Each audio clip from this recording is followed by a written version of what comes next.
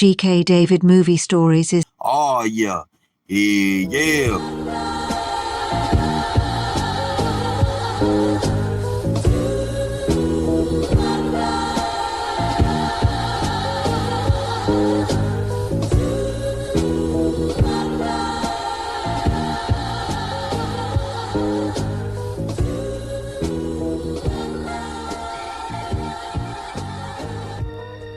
Alright, you kids get to bed, I get the storybook.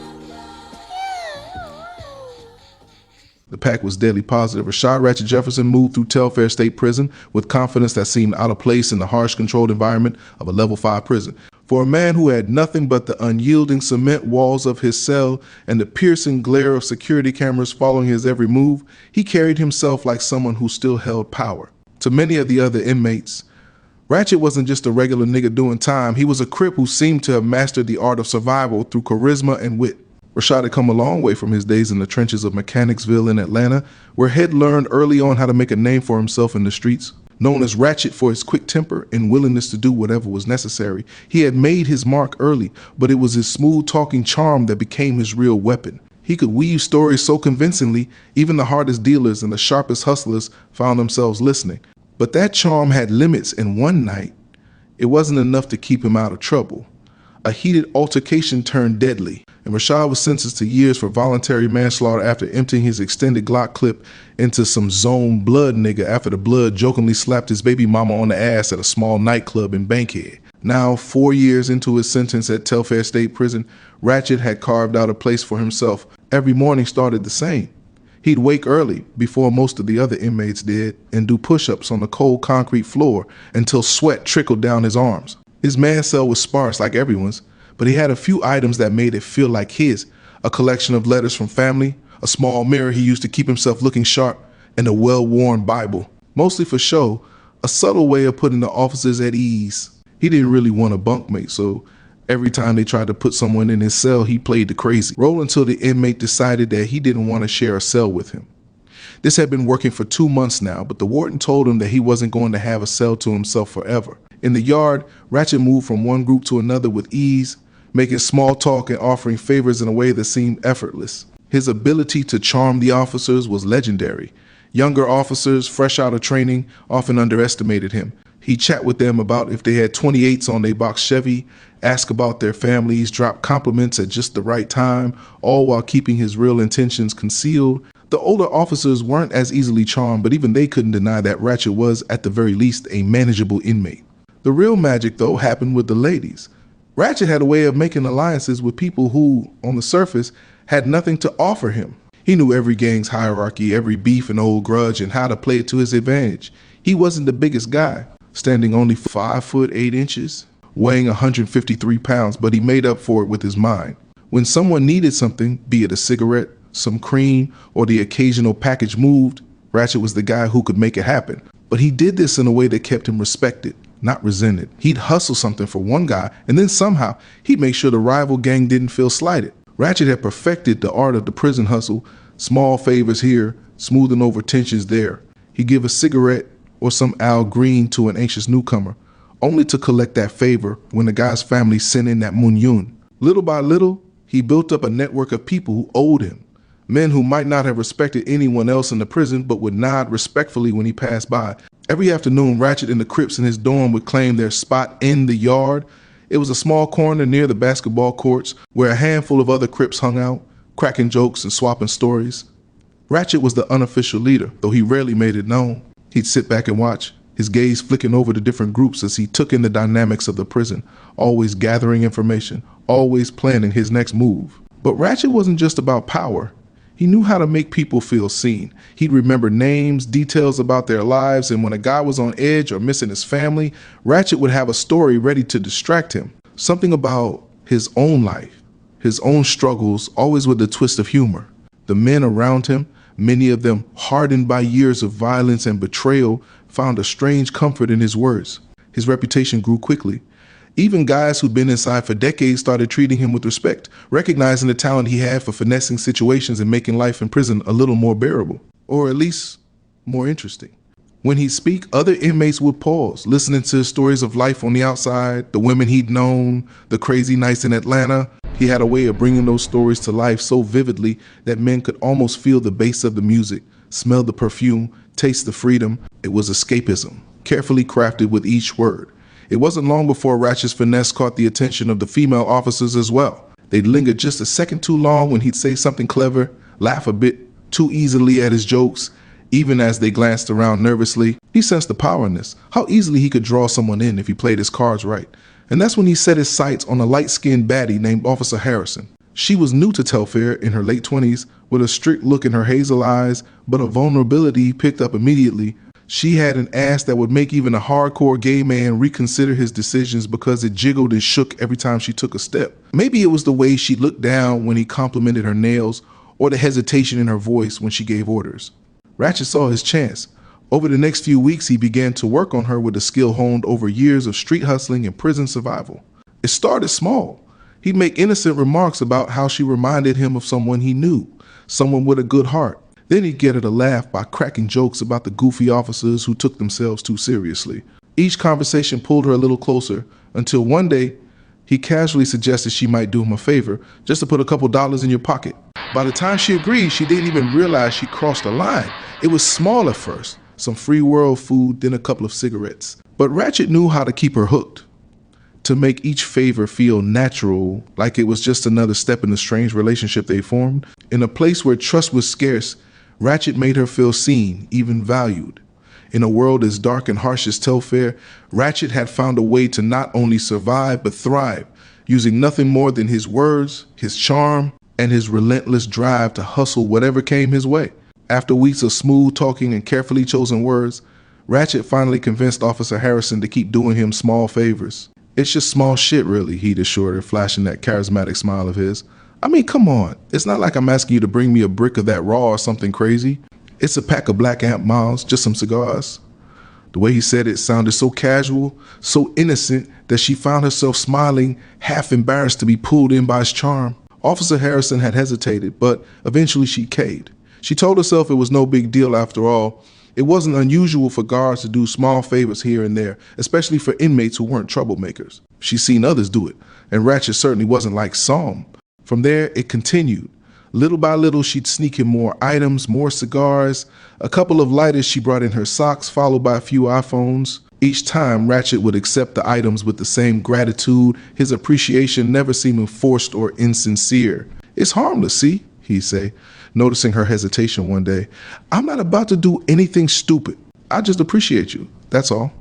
You better not, or we done, she said firmly, though her voice held a note of uncertainty. Part of her felt guilty. She was risking her job, even if it was just for some contraband.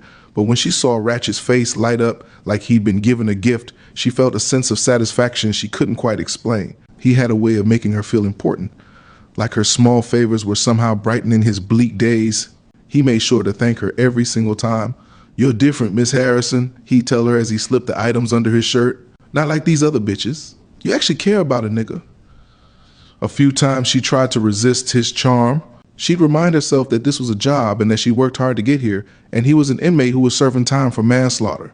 But Ratchet would always catch her during a weak moment, flashing that confident grin and making her feel like they shared some secret understanding. He was so good at making her believe that these small transactions were harmless, and for a while she almost believed it.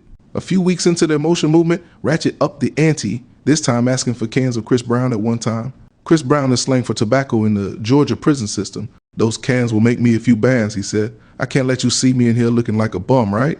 He chuckled, keeping the mood light, but he watched her carefully, seeing her pause. Listen, it's really not a big deal, he continued.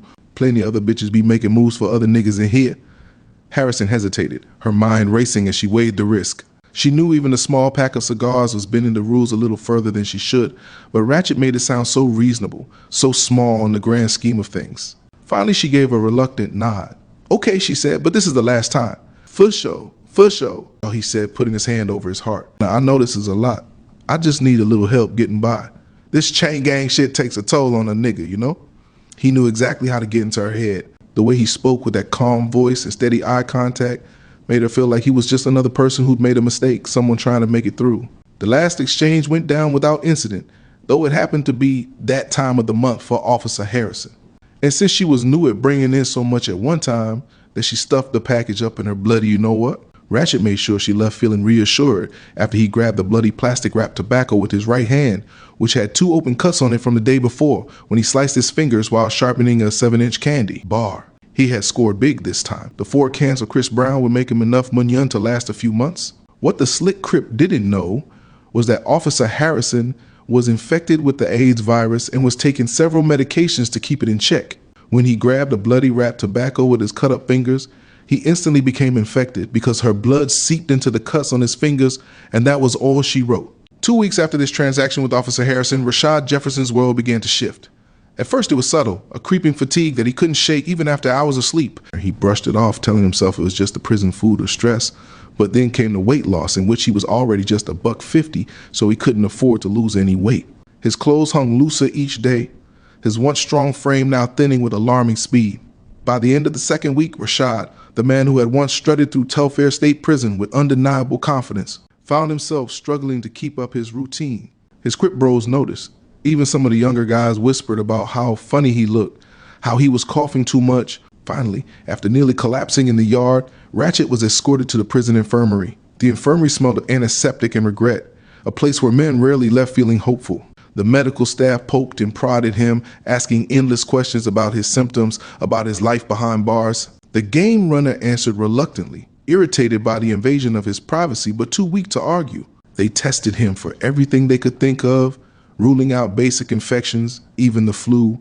Finally, one of the doctors sat him down, his face heavy with concern. "We ran an HIV test, Mr. Jefferson," the doctor said, his voice carefully neutral. "It came back positive." Rashad's mind went blank, his body cold. "What? Hell no, that can't be right," he said, his voice barely above a whisper. He hadn't been with anyone since he was locked up. Long years without a single intimate encounter. How could this be happening? The doctor explained the possibility of other transmission routes, but didn't have many answers for Rashad's case. The diagnosis felt like a death sentence. He lay in the infirmary bed, staring at the ceiling, his thoughts racing. The only people he'd come into contact with recently was Officer Harrison. Back in his cell, he dug out his contraband cell phone, fingers trembling as he dialed the number he knew by heart. The phone rang several times before Officer Harrison picked up, her voice muffled but familiar. "What is it, Rashad?" she asked, sounding nervous. It was unusual for him to call during daytime hours. "Listen, something's wrong with me," he said, voice strained. "I'm real sick. The doctor told me I got AIDS or some shit. So I need to know, did you know anything about this?" Officer Harrison had given Ratchet some cat one day when she had him called out of the dorm to help her do ice call. During that sexual encounter, she didn't have protection, and he didn't ask for any, so she let him enter her raw. There was silence on the line, a pause so heavy it nearly crushed him. After a long moment, he heard her sigh. "Rashad, I didn't want to tell you," she began, her voice shaky. I have AIDS. I've been on medication for it for like years now. I thought I was being careful. I swear I didn't mean for this to happen." Her confession hit him like a punch to the gut. He gripped the phone, jaw clenched, feeling the blood drain from his face. You gave me AIDS," he said, disbelief giving way to fury. "You knew you had it, and you still let me hit it raw?" I thought it would be fine, Rashad," she stammered, her voice breaking. "I was careful. You thought wrong, bitch," he roared, every ounce of rage and helplessness flooding through him. "You just fucked me up." He hung up, throwing the phone against the cell wall in a fit of anger. His heart pounded, his mind a blur. The realization settled in, cold and unrelenting. There was no way out, no way to fix what had happened. It was irreversible. For the first time in his life, Rashad felt utterly powerless. In the days that followed, his health declined rapidly. Rashad watched his body betray him, each morning revealing a new ache, a fresh weakness, nasty skin lesions that bled. The man who once ruled his small corner of Telfair State Prison with confidence and charm now struggled to even walk across his cell without feeling exhausted. The other inmates noticed his absence in the yard, the way his once sharp gaze had dulled, his powerful aura now faded. As his days grew darker, Rashad found himself reflecting on his choices, on the hustle that had once given him pride. He thought about every smooth-talking manipulation, every carefully laid plan to get what he wanted, and now it had all turned on him.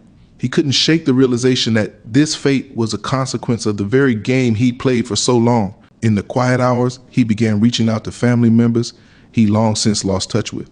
With the help of his phone, he dialed numbers he hadn't used in years. Some calls were met with cold responses, others were surprised.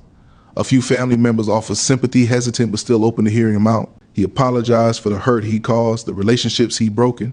For the first time, he tried to make things right, even if it was too late. Night after night, he wrestled with regret, questioning if all the hustling and scheming had been worth it. The power, the control he had once wielded so skillfully, none of it mattered now. Each day brought him closer to the end, and with every passing hour, he was forced to confront the reality of his own mortality. He spent his final days confined to the prison infirmary, no longer able to leave his bed. His body, once strong and capable, was now a shell weighed down by illness and the weight of his decisions. He thought about Officer Harrison, about the way he used her, and convinced himself it was harmless. He had always believed he was untouchable, that he could charm his way out of anything. But here, in his last moments, he understood that every action had consequences and that he'd been playing a dangerous game all along. One quiet morning, as the light from the infirmary window filtered weakly through the bars, Ratchet took his last breath. The nurses found him lying peacefully, his eyes closed, as if he'd finally found a sliver of peace. His passing sent ripples through the prison. Some of the guards and inmates who knew him spoke quietly about his downfall, sharing the story as a cautionary tale. For the men inside Telfair, Ratchet's death became a reminder of the thin line between power and vulnerability, the dangers of manipulation, and the ways in which the pursuit of control could lead down a path of unintended consequences. Rashad Ratchet Jefferson, the smooth-talking hustler who once seemed untouchable, had met an end none had anticipated. And as his story was shared in hushed voices around the prison, it served as a stark warning. Sometimes the price of power is far higher than anyone is willing to pay. So with that advice, stay out of trouble so you can stay out of prison.